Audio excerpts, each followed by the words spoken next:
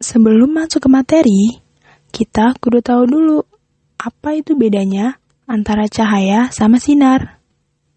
Loh, emang ada bedanya? Kalau di fisika, ada bedanya. Cahaya sama sinar beda arti. Cahaya atau berkas cahaya itu kumpulan sinar-sinar. Nih, kayak cahaya lampu sorot ini. Sedangkan sinar itu seberkas cahaya yang paling sempit atau yang paling tipis. Digambarinnya pakai anak panah kayak gini. Jadi, kalau sinar itu satu panah, nah cahaya itu kan kumpulan sinar-sinar.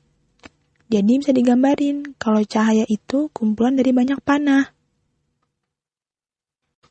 Istilah sinar banyak dipakai buat materi cahaya, supaya gampang ngejelasinnya karena cuma pakai satu panah aja. Ketika cahaya mengenai benda, maka cahaya akan dipantulkan. Ada dua macam pemantulan cahaya, yaitu pemantulan teratur dan pemantulan baur.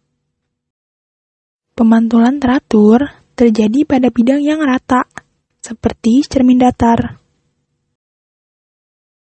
Sedangkan pemantulan baur terjadi pada bidang yang tidak rata, seperti aspal.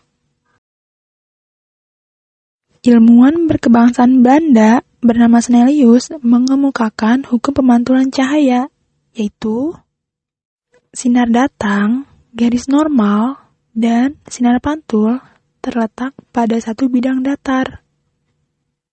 Garis normal adalah garis hayal yang tegak lurus dengan permukaan bidang.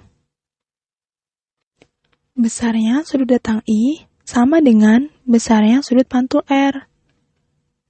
Kalau kamu mau ngeliat nih yang mana sudut datang, coba kamu lihat aja sudut yang diapit antara si sinar datang sama garis normal.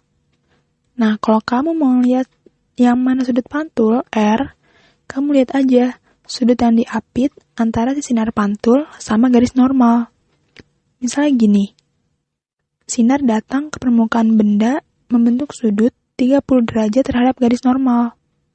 Nah, karena besar sudut datang sama dengan besar sudut pantul, maka sudut pantulan terbentuk juga 30 derajat terhadap garis normal.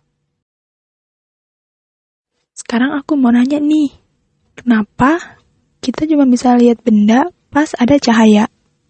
Sedangkan pas mati lampu adu gelapnya, kita nggak bisa lihat benda-benda di sekitar. Kita bisa ngeliat benda-benda karena adanya pantulan cahaya pada benda. Misalnya gini, si Barbara lagi di suatu ruangan. Karena ruangannya gelap, si Barbara nggak bisa ngeliat apa-apa. Terus, dia inisiatif nyalain lampu. Pas lampu nyala, cahaya lampu merambat lurus. Pas cahayanya kena benda, maka cahaya akan dipantulkan. Nah, ketika pantulan cahaya itu kena mata Barbara, maka si Barbara bisa lihat benda-benda di sekitarnya.